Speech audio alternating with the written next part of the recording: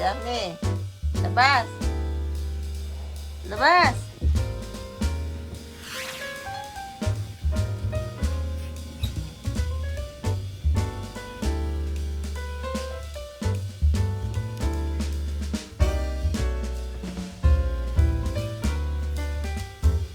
My drug. Oh! Hey! Pinapakain kita kanina. Ayaw mo kumain. Yung pagkain mo gusto mo kainin na.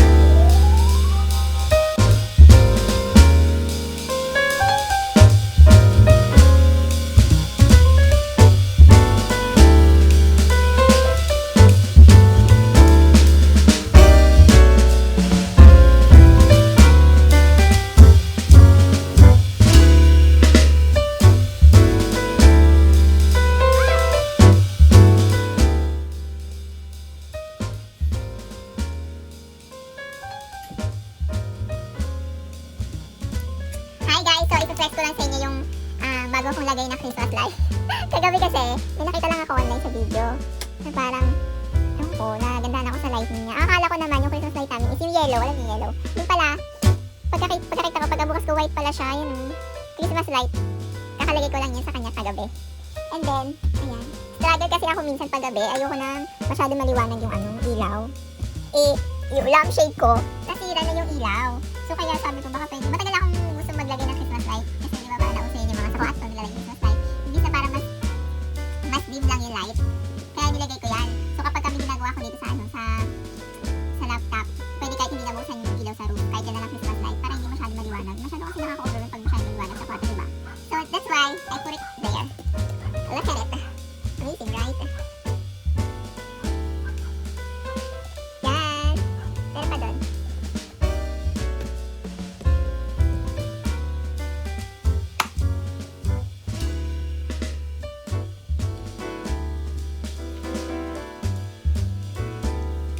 So now, I'm going to unbox. Bakit ako nag-English? So, dumating na ang aking Shopee. Ang bago kong blower. Hindi na gumana yung nasira akong blower, kaya naman. Pero give it a chance pa din. Baka mo yun. Let's unbox this, y'all. Ang nakalagay ito, fulfilled by Shopee. Ano yun? Ang galing ng Shopee. Ang galing yun. Wow, amazing. The packaging is good. 5 star, 4 star, 10. Let's open this up. Ang sakit ng likod mo. Guys, ang sakit ng likod ko. Ang sakit ng may upper pet. Sa may upper pet ko, ang sakit. Why kaya? Okay, this is the amazing. Wow! Very nice. Amazing. Hair dryer.